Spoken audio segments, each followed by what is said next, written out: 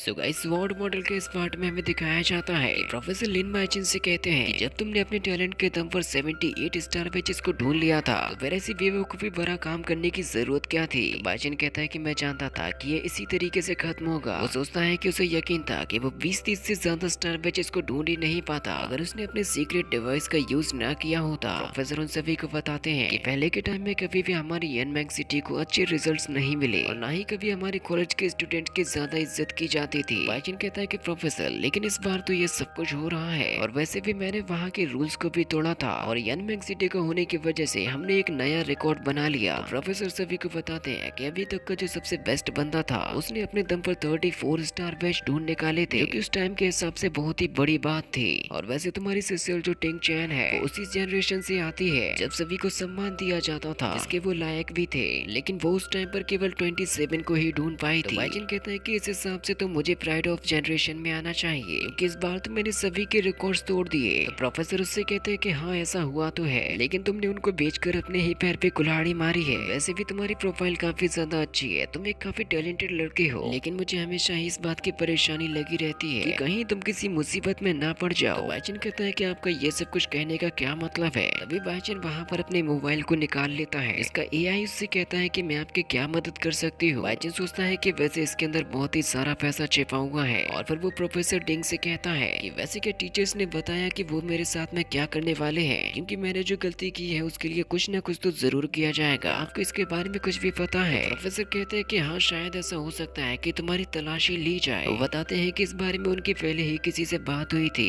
जहाँ पर उनसे कहा गया था कि उस लड़के को यहाँ पर लाया जाए, इसके बाद फिर उसको सभी के सामने खतरनाक सा एग्जाम देना पड़ता। तो प्रोफेसर डिंग ने कहा था कि तुम मेरे स्टूडेंट को समझते क्या हो, क्या उनकी कोई रिस्पेक्ट नहीं है जिन्हें कहीं पर भी बुलाया जाए और वो ऐसे ही चले जाए। तो दूसरे मास्टर ने प्रोफेसर से कहा था कि क्या तुम शेन फेई के बारे में भूल चुके हो। तो प्रोफेसर ने उससे कहा था कि उसे तो उसकी सजा जरूर मिलेगी। वो भले ही वहाँ से भाग निकला था लेकिन कभी न कभी तो पकड़ा ही जाएगा। उसने कितने सारे लोगों को नुकसान पहुँचाया था और क्या ये तुम्हें कोई अदालत नजर आ रही है जो कि तुम मुझसे सवाल पे सवाल किए जा रहे हो। तो दूसरे मास्टर ने उनसे कहा था कि ठीक है, आप पहले भी काफी सारी बातें कर चुके हो, अब इसके आगे और कुछ भी कहने की जरूरत नहीं है। तभी वहाँ पर मास्टर किंग भी आ गए थे। उन्होंने कहा था कि लिन बाइचिन ने जो उपलब्धि हासिल की हुई है वो बहुत ही ज्यादा अनएक्सपेक्टेड थी, क्योंकि ऐसा कर पाना किसी के लिए भी नामुमकिन था। लेकिन स्टूडेंट की प्रॉब्लम्स को इस तरीके से लाइटली भी नहीं लिया जा सकता, क्योंकि अगर कोई टेढ़ा है तो उसे सीधा करना हमें अच्छे तरीके से आता है, लेकिन जब कोई बंदा लिन बाइचिन जैसा हो तो उसके लिए थोड़ी सी चीजें बदल जाती हैं। और हमारे जो ऑफिसर है वो इसके बारे में काफी सारे इंस्ट्रक्शंस भी मांगेंगे और ये सारी की सारी चीजें प्रोफेसर ने लिन बाइचिन को बता दी थी। तो बाइचिन सोचता है कि अरे ये तो कुछ ज्यादा ही होने वाला है। इसके दौरान शायद उसको अपना फुल बॉडी टेस्ट कराना होगा, जिससे हो सकता है कि उसका वो सीक्रेट सभी के सामने आ जाए जिसे वो हर किसी से छिपाता रहता है। लेकिन ये भी एक फैक्ट है कि उस फोन को बाइचिन के अलावा और कोई देख भी नहीं सकता, इसीलिए उसको ज्यादा किसी चीज की परवाह नहीं होती। जिसको जो टेस्ट करना है वो उसके साथ में कर सकता है। प्रोफेसर उससे कहते हैं कि आखिर तुम अपने मन में सोच क्या रहे हो। वैसे भी तुम्हें इस चीज को लेकर ज्यादा टेंशन लेने की कोई जरूरत नहीं है, क्योंकि इस चीज के लिए तुम्हें कोई ज्यादा फोर्स नहीं करेगा। जैसे ही तुम उन लोगों को ये बता दोगे कि तुम्हें इतने सारे मॉन्स्टर और इतने सारे स्टार बैचेस कैसे मिले, अब तो फिर टेंशन लेने वाली बात कोई रह ही नहीं जाती, क्योंकि नॉर्मल पीपल के लिए इतने ज्यादा स्टार बैच ढूंढना बिना किसी सीक्रेट या टेक्निक के तो पॉसिबल ही नहीं था। इसीलिए तो शफी को तुम्हारे ऊपर शक हो रहा था। बाइचिन सोचता है कि प्रोफेसर तो हर बार घूम फिर कर मेरे ही ऊपर आ जाते हैं और वैसे भी एग्जामिनेशन डिपार्टमेंट मेरे ऊपर क्या ही एग्जामिन कर लेगा। तो प्रोफेसर से कहता है कि क्या आप मेरे बारे में जानने के लिए क्यूरियस हैं। तो प्रोफेसर कहते हैं कि वेल सभी के पास में उसका कोई ना कोई सीक्रेट तो जरूर होता है, जिसको अगर किसी को ना ही बताया जाए तो बेहतर रहता है। और वैसे कुछ ऐसे सीक्रेट भी होते हैं जिनके बारे में हम अपने किसी खास को भी नहीं बता पाते, लेकिन ये किसी भी रिलेशनशिप को तोड़ने के लिए काफी होते हैं कि अगर आप एक दूसरे से बातें शेयर नहीं करते रिलेशनशिप बहुत ही जल्द टूट जाती है। वैसे यही वो बात है कि मुझे दूसरों के सीक्रेट के बारे में जानने में ज्यादा इंटरेस्ट रहता है। इसके बाद अब वो सभी लोग एक काफी लंबा सफर तय करके रॉयल जूनियर कॉलेज के पास में पहुंच जाते हैं, जहाँ पर उनके सभी स्टूडेंट उतर जाते हैं। साथ ही अब वहाँ पर लिन बाइचिन मॉर्निंग को भी नीचे उतारता है। मॉर्निंग उससे कहती है कि थैंक यू मुझे यहाँ तक लिफ्ट देने के लिए। तो बाइचिन कहता है कि मैं इतना तो कर ही सकता हूँ, भले चाहे मुझे कुछ भी याद ना हो। मॉर्निंग उससे पूछती है कि क्या सच में तुम्हें वो सब कुछ याद नहीं है कि किस तरीके से पहले हम दोनों रहते थे। तो बाइचिन उससे कहता है कि पहले तो ये बताओ कि हम दोनों एक दूसरे को कब से जानते हैं। मॉर्निंग उसे बताती है कि हम दोनों तो एक दूसरे को बचपन से ही जानते हैं। बाइचिन कहता है कि फिर तो मैं सच में वो सब कुछ भूल चुका हूँ, मुझे सिर्फ एक बार लगा था जब मैंने तुम्हें देखा था कि शायद मैं तुम्हें पहले से जानता हूँ। तो मॉर्निंग उससे कहती है कि मैं जानती हूँ तुम एक बहुत ही बड़े वाले सन ऑफ अ बैड बैठो। अब तुम ही सोचो कि ये ख्याल तुम्हारे दिमाग में क्यों आया होगा, क्योंकि हम लोग बचपन में साथ पहले से ही थे। तो बाइचन कहता है कि हाँ, अब मुझे थोड़ी थोड़ी चीजें समझ में आ रही हैं। तो मॉर्निंग उससे कहती है कि अब इससे फर्क ही क्या पड़ता है, क्योंकि तुम तो सब कुछ भूल चुके हो। वैसे मैं तुमसे यहाँ पर कुछ पूछना चाहती हूँ, क्या तुम उसका जवाब दोगे? और वैसे क्या आप लोग बता सकते हैं कि वो सवाल क्या हो सकता है, क्योंकि उसे तो हमारे नेक्स्ट पार्ट में ही दिखाया जाएगा, जिसको बहुत ही जल्द रिलीज कर दिया जाएगा।